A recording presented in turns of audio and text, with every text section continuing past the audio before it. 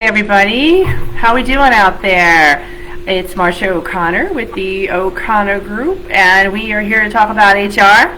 I know it is your favorite topic in the whole wide world, so we're going to make this fun today, okay?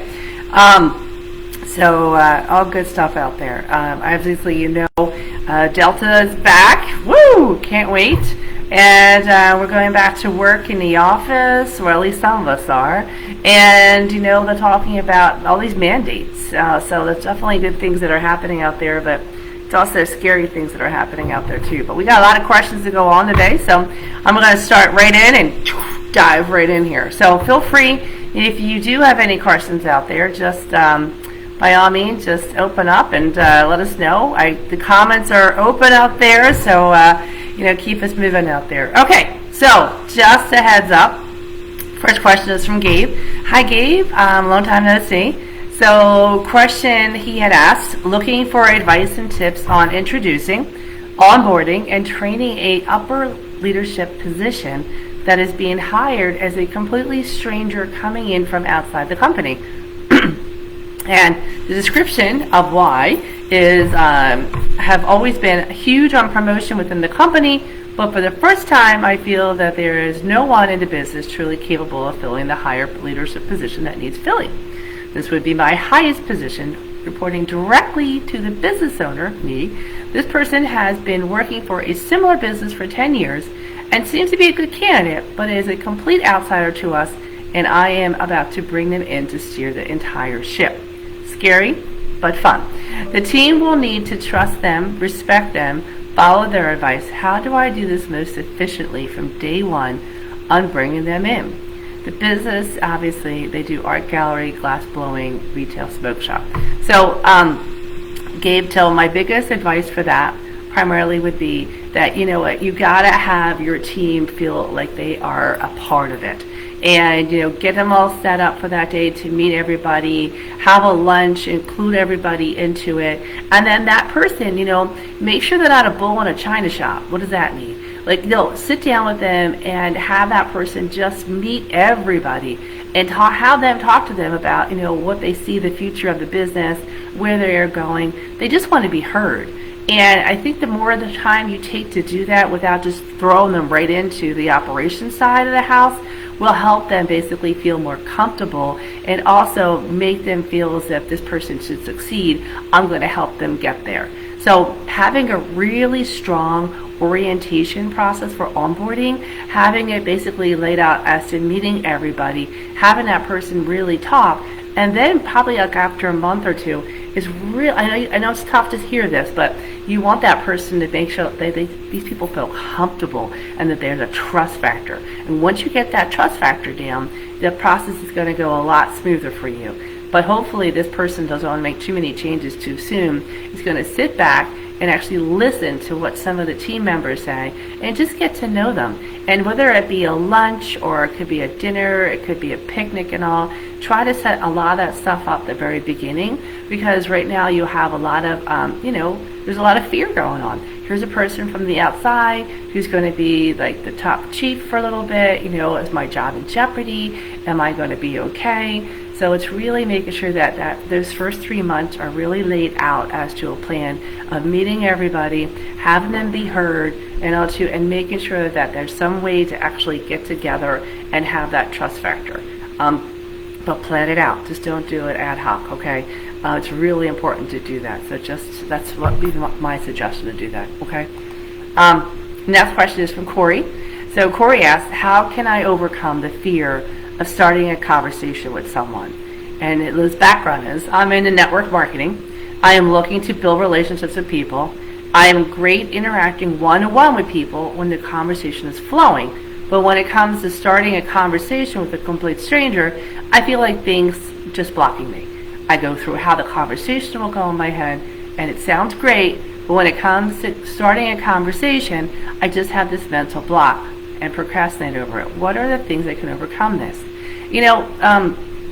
One of the things I know I've been told over the years is I'm a good listener. And what I try to do is to start a conversation with people. I try to find out what they love to do. And lots of times you go into someone's office I don't know if you know this or not, but if you look at 3 things that's in their office, are usually things that resonate with them. It could be a golf picture, it could be a seashore picture, it could be pictures of their kids. And I usually turn the whole conversation back to them so that they actually have that conversation going on. And so lots of times, good morning, Yolanda. Yolandi, hello there, top of the morning. And so I try to make sure I have that conversation.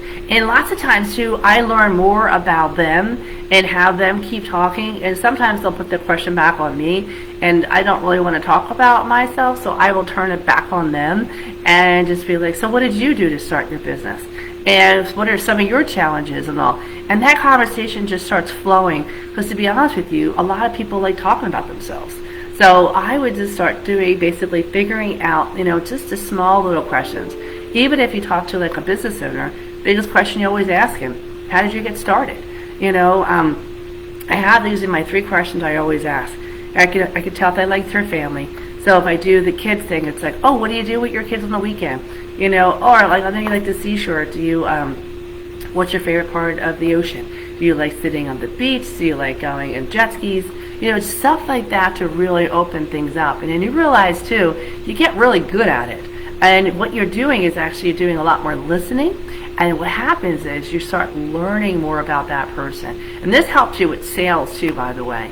And I typically, I like to know so much about a person, and I just like asking a lot of questions. Sometimes I get told I'm newsy. I said, I'm not really newsy. I like to learn about people and how they make decisions. So it's really interesting. I used to be, by the way, I was super shy. And in high school and grammar school, as a matter of fact, kindergarten, I wouldn't let go of my dad's leg because I was scared to death. And I used to like walk with my head down school, and my next door neighbor, who was like a great mentor to me, he had said, Maggie Scratch, which was my nickname, and he said, why do you have your head down? And I said, I don't know. I guess I didn't want to look at people in the eyes. And he said, from this day forward, I never want to have you put your head down ever again. He goes, you've got so much to be proud of, and I'm so proud of you and what you've done so far. And I would tell you, since that day on, I've never put my head down ever again. And it was just that words of enthusiasm and encouragement I needed to hear to realize that I'm just as good as anybody else. It doesn't matter that I didn't have a lot of money, it didn't matter all that kind of stuff. It just mattered who I was as a person. And so I do that now, and when I'm walking and all, I always look up, I always tell people good morning. I'm not afraid to do that, but I was definitely afraid of what are they going to think of me and all. You got to let that go, because they're not even thinking that, and most of the time people are just as scared as you are. And what you learn about other people is so much great information. But you always ask the question, it's like, how'd you get started? Why did you do that? And what were you thinking? And how long did it take you to do these things? These are great questions just to open up different people. So you can do this, okay? Start it off, I know too, and having a conversation, but put your hearing cap on more than anything else, because that's how you learn about people and you get more comfortable at it too. So I hear what you're saying, but the more time you practice this, the better it's going to be for you, okay? Quade. Hello, Quade. What a great name. What makes more sense, targeting one specific field, scaling, then expanding, or slowing the growth process and build systems for all targeted avenues along the way? And here's a little background. I intend to scale my company to operate across many facets of construction. I am new to scaling businesses, so your experience will be of great assistance. I am unsure whether it's smarter to learn all the avenues I wish to pursue from the start, or start with a new direct focus and expand as we scale. Thank you. So here's the deal, how I feel about scaling. I am a former accountant, and I like to scale slowly, because I need to make sure that I constantly always have enough revenue coming in to pay for payroll and insurance and stuff like that. I have friends of mine that went super fast, super high, like the jackrabbit. They wanted to get to the end, and they done fine. Some haven't done so fine, because what happened is they didn't have a cash. And so cash is always going to be king. I don't care if you are one person or you are 5,000 people, cash is always king. and you want to make sure that you have enough cash on hand to pay for your payroll, or keep in mind, line of credits are great, but you got to pay them back. You got to have the money to pay that back. So you always want to make sure, if you're going to scale, make sure that you always have that revenue source coming in. You can always build your systems along the way, but I was always making sure that I had enough cash, I had enough people, I had the process in there and all too, and we get moving. Right now we're like growing pretty quickly, but you know, when I first started, it was all about the cash. It was all about how to take that cash, put it back into the company, put it to another person, make sure I had payroll. I didn't get paid for almost 45 to 60 days. So you had to make sure all that cash going back in the system to pay for these people that I have. So you got to be really careful about all that. But not everybody understands that. So if I were you, I would say if you can, if you have the capital, definitely, you know, scale. If you don't have the capital, do it more of a slower approach and all too, because it will backfire on you. You want to make sure that you have enough in there. Now, I have friends of mine too that have taken credit cards, and they basically spent every single dime on them, and they've done fine. I'm a risk taker, but I'm not that high of a risk taker. I was the breadwinner. I had to make sure the mortgage was being paid. I had to make sure the salaries are being paid. I just couldn't risk that stuff. So I took more of the slower approach, you know. But it took me a while. But now I have enough people. But you know, you just have to basically keep in mind how you're getting paid, how fast you're getting paid, and put money into those different things instead. I think a lot of times when you start, a lot of times I've seen entrepreneurs put a lot of money into their own salary and into their own you know, office and all. You don't need to do that. Figure out what you need to survive on, put things back in, and then eventually, you know, if you believe in your business, you'll have enough to really pay yourself one day. But just be careful about that, because cash goes through like that. Okay, Bhushan. Hello, Bhushan. Question was asked, how exactly do I make a buyer persona for my mobile app development business? How do I know I have created the right ones? And 3, how do locations affect personas? Like, do I need to create a different persona based on each region I'm trying to target? And a little bit about your background. I have been going through the materials in our AO portal, yes, and have a basic profile persona fields, but still confused about how to make them concise for my business. A little background. I have started a new mobile app development business in 2020 in India, and I have worked with 2 clients. Clients came through referrals. I want to have a steady flow of projects and inquiries, and I would like to target specifically and not at random. This is my first question, but from the materials in our portal, I have learned that it's better to target specifically than to target any at all. I know this may be a broad question, but any and all feedback would help. As for the clients, I have had international customers from UK to US, and they both were startups. After a while, they asked for features and changes for which they didn't have the budget for, and I lost the client and money. So I don't want to create a persona based on customers, which would lead to a similar experience again. So back to your question. How exactly do I make a buyer persona for my mobile app development business, and how do I know I've created the right ones? You know, it's a great question. I am not in that field, so I'm probably not the best person to answer for you.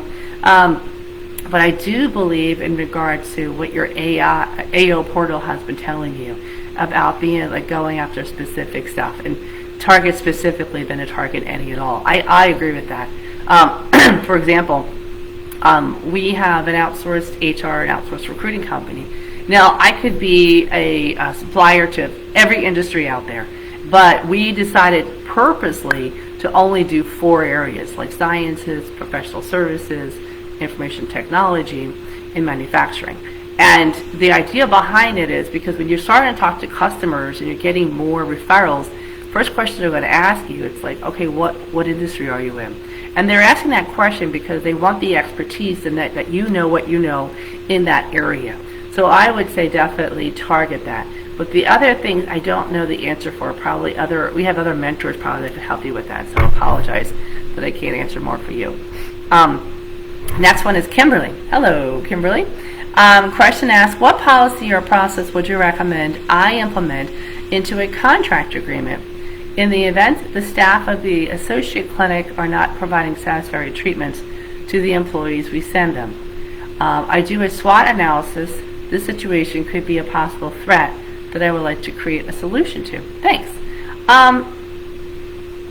and here's the background. I'm having a contract created between my company, Serene Workforce, and our associate clinics. We will be referring employees of the companies who purchase our massage program to our associate clinics for their treatments. We want to be sure the experience they receive is consistent and the massage therapists are maintaining our core values of the business when they are treating the clients we send them. Thanks so much. I always have, contracts and agreements that are basically very clear and very specific about expectations. And I think you want to make sure that there are expectations, having communication, but also having them sign off on something that says, like, we are in agreement that, once I do this, this is the expectation of the people that I'm sending over to you, and this is how their experience is going to be. And you know what? I think that's the best you can do to make sure that they are in tune with them. And just make sure that you maybe have a survey afterwards to say how was the follow-up, how did it do, just to make sure that they are complying with all of that. Right now it's more of it's a written, document, it's a handshake and all too, but I would be very, very clear about those expectations on both sides. Because what happens is, I think sometimes people think that everything is all hunky-dory, and it's not always, but I would say make sure that you write that somehow into the agreement, that there's an expectation and a delivery behind it. And I don't know how you would metrics or quantify that, but something if you could put in place of how that would work. Maybe it's a survey afterwards of saying, hey, we wanted to see how your experience was it 1, 2, or 3, make it very simple, but that might give you an idea to make sure that they are complying with it as well. Okay, very simple stuff, but you don't have to make it so complicated out there. But again, it's all about the communication. A lot of entrepreneurs, I find, they don't really have a good way for that communication. And so sometimes I find it very frustrating because that communication is huge. So whoever you work with or whatever, you got to make sure expectations are set day one. And you want to make sure that there's something in line to make sure that it's happening, because people get lazy and they forget, or they say they forget. And it's your business and it's your reputation. So take that with a grain of salt, but I would make sure that expectations are very clear and concise. Scott Lewis. Hello, Scott. Are there other options for front office phone service? I currently pay $350 per month for my phones and internet, and every time there's an issue with my phone system, I have to call for a service call. Links. I think it all depends. To be honest with you, for my office, so we use Verizon for our internet, okay? And what we have done, because most of my guys need a phone, we now use Zoom Phone. And Zoom Phone is great. Instead of having another phone system, it's all via your laptop. And if you do Microsoft Office, or they also have it too, but it's probably the same rate as Zoom. It's $15 a phone for Zoom a month. And what happens is, so instead of buying your personnel a separate phone, they can actually have that Zoom number tied into their cell phone. So it comes through as the Zoom phone number instead of having their personal account. And so they can get all your messages you could do your phone via Zoom, or you could also do it on your phone. So it has worked out really well for my team. And the nicest thing about it is when they get messages as well, those messages are all dictated. So it writes out the messages, so there's no reason that someone hasn't seen a message come through. And it also tracks everything, so we actually have a tracking log of all the phone calls that have come through and going back and forth. So it can get pretty complicated in regards to all the different details and metrics that you want. But to be honest with you, we're saving a ton of money doing it that way, because we used to buy everybody their own cell phones, and we realized it's got to be a better way. And so there is now. And so with Zoom Phone, it's been pretty helpful. So just a heads up. Zoom Phone or Microsoft Office has it as well. I don't know if you guys use Office 365. We do. So they have, if you use Teams, they have a phone system through that as well. Okay? Hope that helps you. It's a pain in the neck. They get a lot of money, and it's hard to get through to customer service half the time. But now it's Zoom. Zoom's been great, by the way. Rohit. All right, so Rohit had a question. What are the best or most necessary apps needed for a Shopify store? We just created our online store with Shopify and realized there are a lot of apps. Not sure which ones are most needed to have a successful business. I don't really have an answer for that. Mine is a professional services company, so I don't really have the apps necessary for that, but I would definitely look into AO, the mentors, and see who basically has like an e-commerce affiliation. I'm sure that they have a lot more experience than I do to help you out with that question. So sorry I couldn't help you more with that one. Okay, next one is from Martina. Hello, Martina. What sort of strategy do I have to do to achieve my target for this month to reach 2,500 points? Last minute goal. And then we tell her why. I'm in Herbalife marketing and personal training industry, all online. This month my goal is to get, or even better, over 2,500 points, which seems like a mission. HAM. Been messaging people, adding people on social media, Facebook and IG, but not having much luck. I am determined, but how else efficiently do you attract and sell my nutrition programs? So I don't know that answer. So I'm trying to figure out 2,500 points. I don't know enough about that whole world, so I'm sorry about that. I could tell you, if you do want more people on LinkedIn, we had a contest with my team during COVID. We had 3,500 followers, and the idea through COVID was by year end we wanted to have 10,000 followers, and we did. And we decided to have the entire team just reach out to people, say, hey, follow us, follow us, follow us. And they started doing that. And we started adding a lot of really good material out there. And it was great because all these followers came out of nowhere. So now we're getting more and more followers. We're up to almost 14,000, I would say. But we haven't pushed it. So if you have like a contest in there and push it, it's amazing how and you could do it, like make it fun of like, we're going to hit this in 2 weeks kind of a deal, and to get people on board. And you'd be surprised at how many people love contests, and they really want to make sure that they achieve a goal together. So I hope that helps a little bit, but sorry I can't be more helpful there. And Lindy, I know you're listening. Hello there. I feel like I need to stop, go back and restart with the basics. I had already started my business when I joined AL, and I don't have the basic foundation and processes down. Where do you recommend I start? I need a clear vision, a roadmap, and projections of where I'm going and how to get there. And a little bit of background. We manufacture decorative throw pillows and pillow inserts. The potential for growth is huge.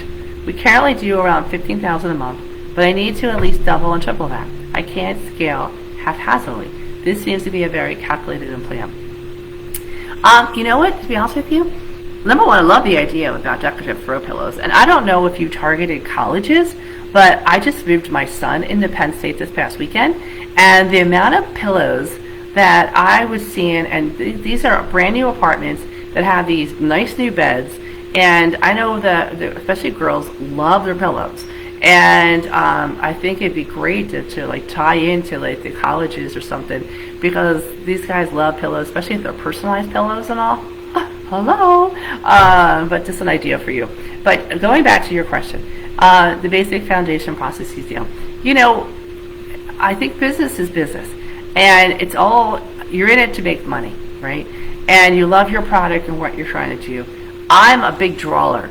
And so what I do lots of times, I just get a big drawing board and I start drawing out, you know, where I want to go, what I want to do, what I want to focus on.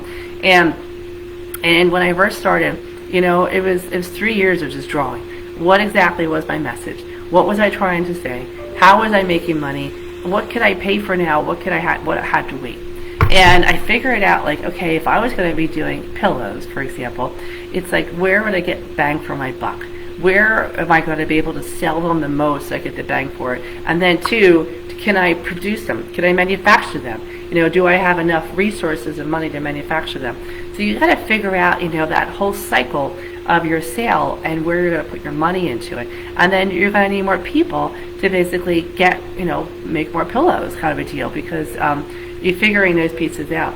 I'm trying to figure out, for the basic foundation processes, it's just starting with that piece of paper and figuring out the best way to get out there to really market your product.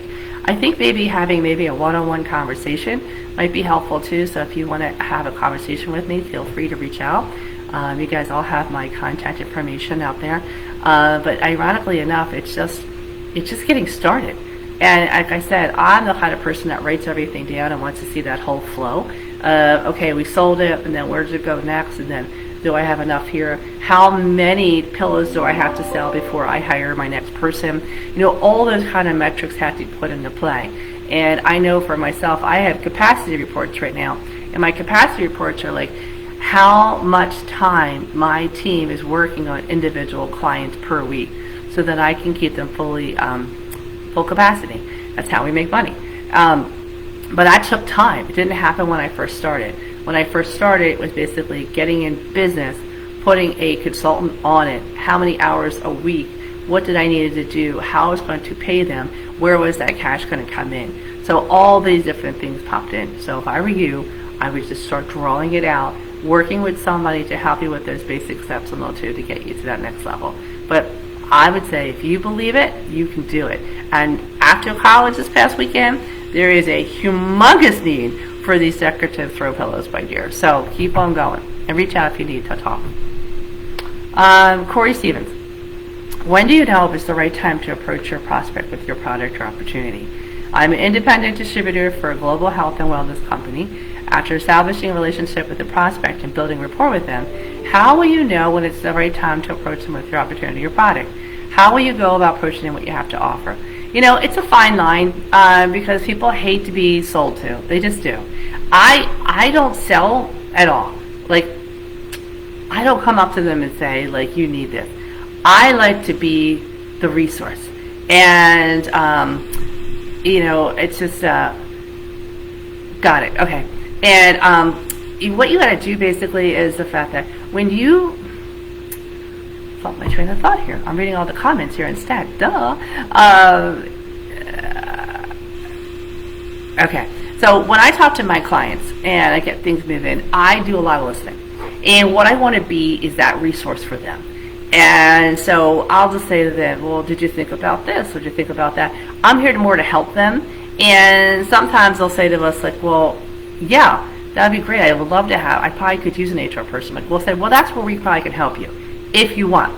But, you know, you don't have to do it that way. I'm here just to help you and listen to you and hear your different things. So it's things like that that'll really help. But it's more about you listening and just saying, hey, when you're ready, you know, no strings attached. We could offer that for you, but only when you're ready. Because I don't want to, you know, curtail our relationship or, you know, be too crazy. I'm in another group too. That's a big entrepreneur group, and it's a huge no-no to sell your services. And so a lot of people will say to me, like, well, why should I join if I can't sell my services? I said, well, here's the deal. They need to know you. They need to trust you.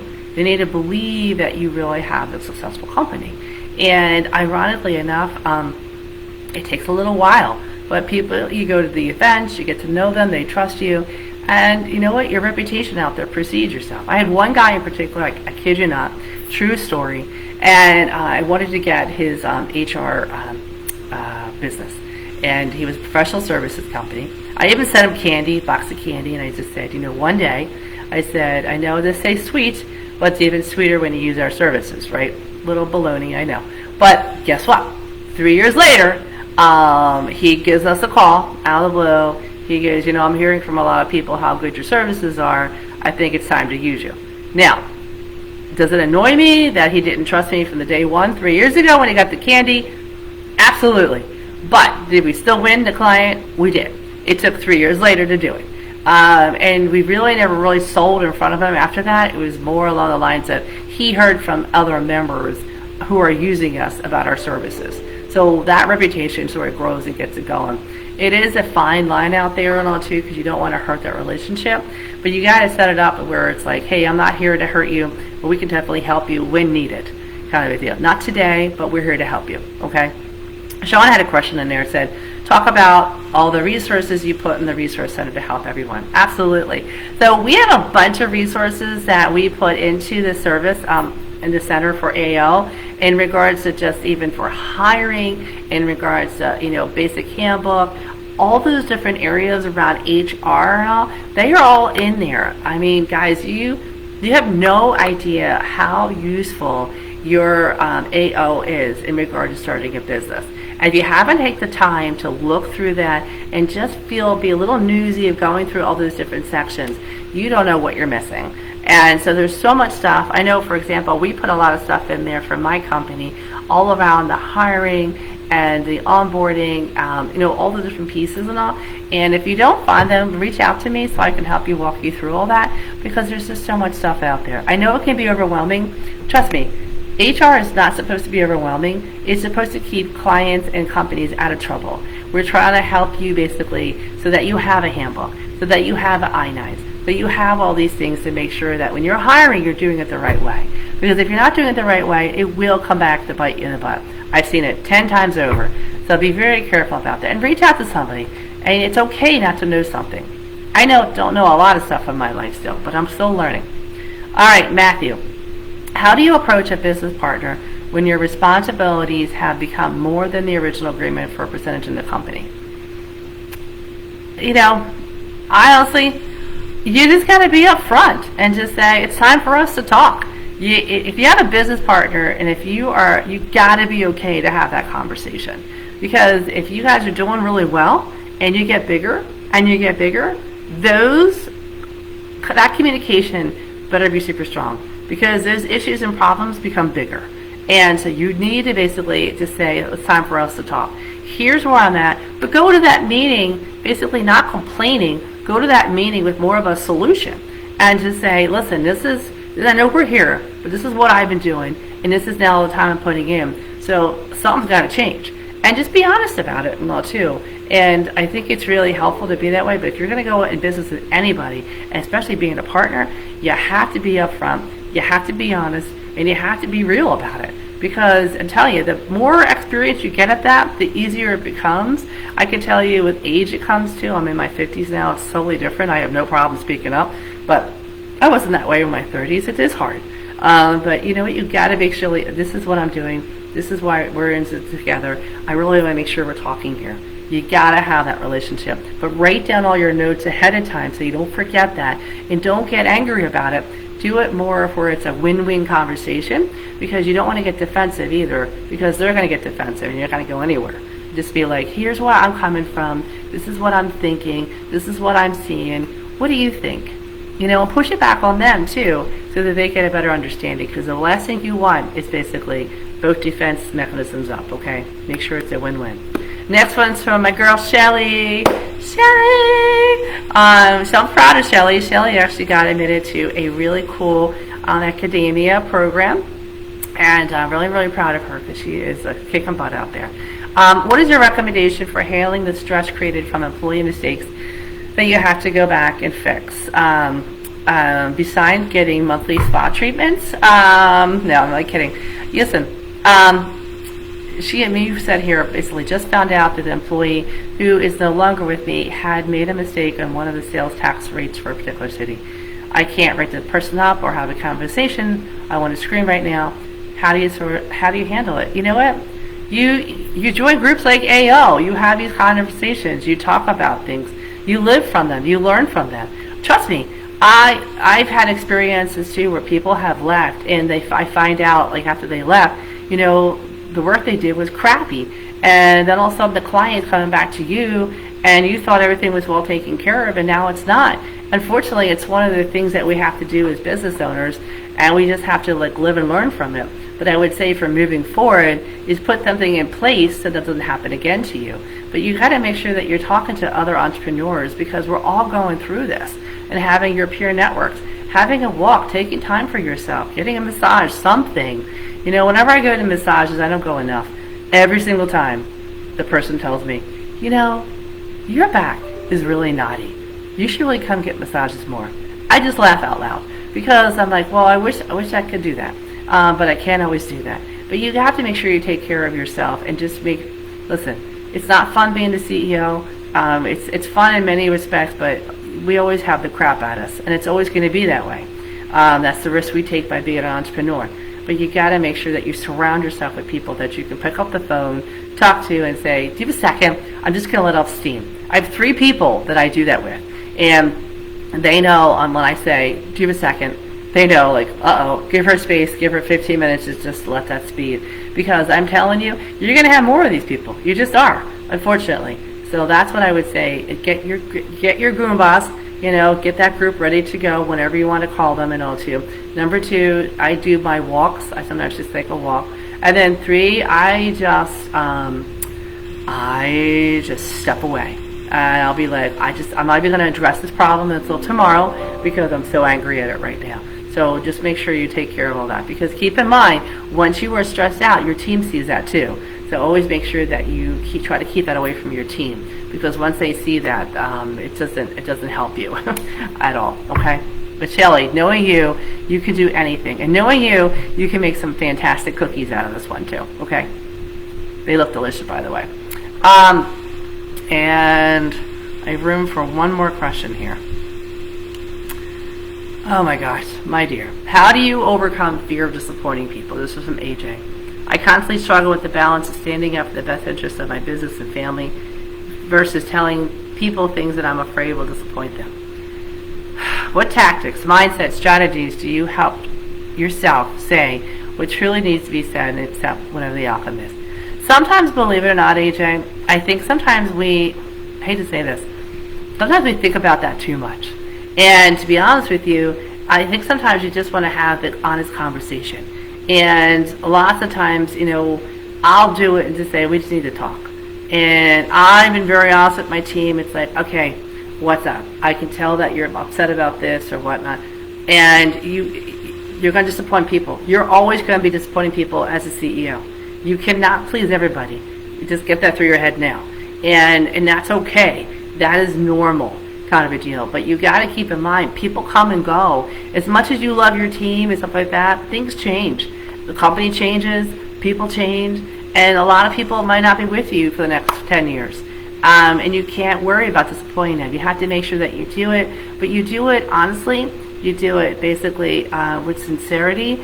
And I tell people all the time, like, listen, I'm here to help you, but I also know something's going on. And I will give you time. I had this conversation with somebody in the spring who I was very clear about. She's one of my managers.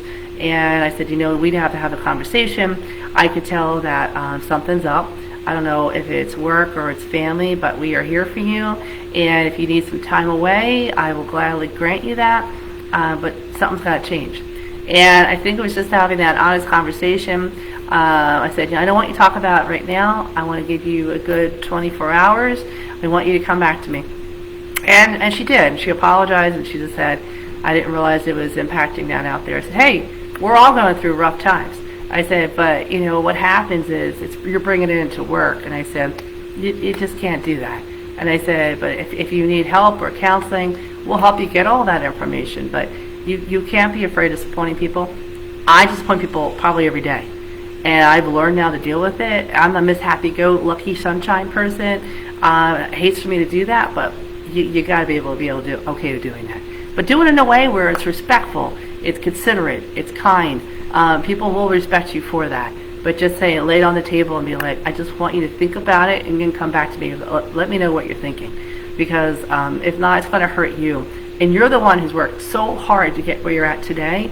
So be careful with that, because it can backfire if you do it the wrong way. And just, like I said, honesty, expectations, being very clear about it, being very specific about it, and just let them answer themselves too, and give them some opportunity and room. But the older you get, you'll realize you're going to disappoint people, not on purpose, but it does happen out there too. Okay. I have at 11 o'clock today, guys. I do apologize. My bad for not getting on sooner this morning. Had a little difficulty, and good old Sean helped me through that today. Thank you, Sean. And guys, definitely use the resources that are here on AO. They are here to help you. There's so much out there. I know it can be overwhelming. Pick a mentor to just even reach out to independently and just say, hey, set up a time to do all that. We are here to help you. And we want to see other entrepreneurs be successful and achieve. We've been there with a piece of paper and saying, what the heck, what am I doing here? And you can do this. You just got to really believe on it and have people around you that believe in you too, and you will get there. But like I said, have your friends and family be your support system. Have your mentors here be your support system, and just do one day at a time. Don't look at 5 years on the road quite away, because it can be overwhelming. But look at right here, right now. We will get through this together, okay? All right, guys. Peace out. Make HR fun, and don't get in trouble out there, and stay cool. Pretty hot out here in the East. All right. Take care.